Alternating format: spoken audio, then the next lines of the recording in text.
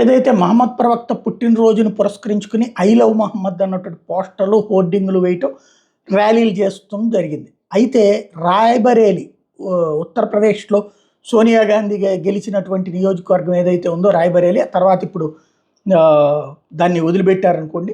అంటే అక్కడ అమేది రాయ్బరేలీ రెండు కదా, చివరికి రాయ్బరేలీని ఏదైతే స్వయంగా ఇప్పుడు రాహుల్ గాంధీ నియోజకవర్గం అది, అక్కడ ఉద్రిక్తతలు ఎలా రేగినాయి, అకస్మాత్తుగా ముస్లింలు ఒక్కసారిగా విరుచుకుపడి దాడులకు పాల్పడడం, చివరికి పోలీసులు లాఠీచార్జ్ చేసి పరిస్థితిని అదుపులోకి తెచ్చారు కదా.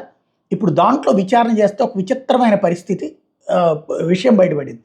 సాధారణ క్రికెట్ రోడ్ల మీద కుర్రోళ్ళు ఆడుకుంటుంటారు కదా, అట్లా ఆడుకుంటున్నటువంటి సందర్భంలో బాల్ని గట్టికి కొడితే ఆ బాల్ వెళ్ళి ఈ ఐ లవ్ మహమ్మద్ అనేటటువంటి పోస్టర్ లేదా బ్యానర్ దానికి తగిలిందట. దానికి గాను అది దైవద్రోహం, మా దేవుణ్ణి అవమానించారు, ఇది దైవద్రోహం అంటూ అందుకోసం గొడవకు దిగారంట, అందుకోసం దాడులకు దిగారట. మొత్తం అందరి మీద నా దాడులు, అక్కడ ఉన్నటువంటి వాళ్ళందరినీ ప్రాణాలు తీయడానికి ప్రయత్నించడాలు, ఇదంతా ఒక క్రికెట్ బంతి కొట్టినందుకు, అది కూడా పోస్టర్కో హోర్డింగ్కో తగిలినందుకు ఇంత అరాచకం చేశారట. ఇప్పుడు ఈ వ్యవహారానికి బాధ్యులైనటువంటి వాళ్ళ మీద యాక్షన్ తీసుకుంటున్నారు. మత ఉద్రిక్తతలు సృష్టించడం కాదు, మత ఉద్రిక్తతల్ని పార్టిసిపేట్ చేసినందుకు గాను కేసులు పెడుతున్నారు.